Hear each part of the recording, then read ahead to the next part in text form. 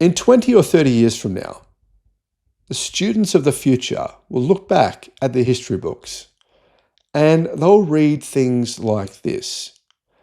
They'll read about the story of Toyota's great collapse from being the largest car company in the world to being a car company that probably will cease to exist, at least as far as we know it today. Now, you might think, hey, that's hyperbolic, that's crazy. But I promise you, if you watch this entire video and you still feel that way by the end of the video, I would be absolutely shocked because I don't believe you will. Diesel. Many Toyotas come with diesel engines today, but Toyota says that diesel could be dead in a decade. And in fact, I believe they're absolutely right here. I personally often think Toyota says things that are diabolically stupid, but in this case, they're making a lot of sense. Hello, my friends. Welcome to the channel. I'm Sam Evans. You're watching the Electric Viking. Great to have you with us. If you've gotten this far, you might as well subscribe and share the video with someone who might benefit from its message. Prevent one of your friends from getting a diesel vehicle because diesel vehicles are going to die. They are going to go the way of the dinosaurs. Diesel power has a decade left to run, says Toyota. And, well, Toyota is saying, this is funny, that hydrogen and petrol models will replace diesel. Literally, that's what Toyota's marketing manager said. Hydrogen and petrol vehicles will replace diesel vehicles in Toyota showrooms. Diesel's not going to go anytime in the next decade, but beyond that, I think hydrogen will take over diesel, said Toyota Australia President of Sales and Marketing and Franchise Operations. I think there's a culture of diesel. Eventually, I think diesel, in not the foreseeable future, but in the longer term, I can't imagine diesel being a fuel of the future because the reality is a petrol vehicle can do everything it can do, plus some. Toyota's best-selling vehicle in 2023, I think worldwide, was the Hilux, the pickup truck or the ute as we call them in Australia. It's pretty much only diesel everywhere. This was overtaken by Toyota's most popular vehicle, the RAV4, and that is predominantly a hybrid. Not always, but mostly they're hybrids.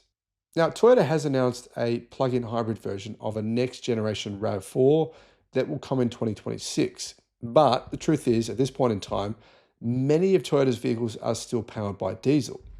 Now, Toyota went on to say this: turbo diesel and turbocharged petrol internal combustion engines will still have a role to play for some time in Australia for particular applications, and obviously not just saying Australia, but worldwide. I don't want people to think that hydrogen is suddenly going to take off between now and 2030. But in the 2030s particularly, that 2035 horizon, I truly believe hydrogen will be our future. And that's where I think you might see a change of diesel technology. We're setting up for that future. Why? Hydrogen's clean, hydrogen has range, hydrogen infrastructure will be significantly better than what you have today, obviously. It'll be more convenient and it'll be affordable.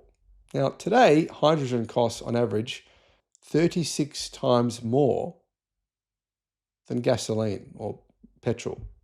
36 times. Yeah. It used to be 12 times more when the Toyota Mirai first came to the US a few years back, but it's now 36 times more expensive. And there's pretty much no hydrogen refueling infrastructure in Australia. That said, Toyota has tried to get hydrogen to begin in Australia and worldwide. It's signed a deal with Shell, one of the largest fossil fuel companies in the world, to build out their kind of like a dual co-branded hydrogen refueling network in Australia and in other countries as well, because they want to push that. Basically, if you buy a hydrogen-powered car, Toyota and Shell will both benefit. But if you buy an EV, they make nothing. So you can see why hydrogen is being pushed by Toyota. A batch of 10 hydrogen fuel cell Hilux utes or pickup trucks were first made for testing in the UK in 2024, while the prototype hydrogen van, a Hiace, Toyota Hiace, was developed and test-driven by local media in 2023, building in its fuel cell tech developed since 2017, but production versions of both haven't actually happened. Interestingly, these reports from Toyota are pretty much in line with what Toyota's belief is for the future. They believe that by 2040, most of the automotive industry will be hydrogen powered. Now, I think it'll be almost all EV powered, electric powered. I don't think any consumers will want to go back to the bad old days, or the expensive old days of having to pay huge amounts of money to refuel their vehicles when so many people have solar, particularly in the US and in Europe and in Australia. I mean, here in Australia, 4 million households have solar. That means literally nearly 40% of households in Australia have solar. They can therefore power their EVs very cheaply. And even if you don't have solar, you can still recharge your EVs during the nighttime for a much lower cost than you could ever dream of refueling them with gasoline or diesel. Anyway, Toyota went on to say this: people are poo-pooing hydrogen from left, right, and center at the moment because it's like any new technology. These things take time, infrastructure, sourcing green hydrogen, etc. We have an abundance of hydrogen in this country, so it's kind of sad when I hear these stories, because to my mind, there's a great opportunity for this country to be a leader, particularly in sourcing and also the take-up. However, the reality is, Toyota are very much invested in hydrogen. Nothing's changed, but it's not a short-term investment. Now, I believe this will be Toyota's great downfall. I think we'll look back in the history books in 2060, 2070. We'll look back and we'll say, why did Toyota fail? When was Toyota's Kodak moment? And we'll read quotes like this. Thanks for watching. For nearly 30 years, legacy car manufacturers have been trying desperately to get people to buy their hydrogen-powered cars, particularly Toyota and Hyundai. And even a few others, though, including Honda, and even General Motors are working on hydrogen too.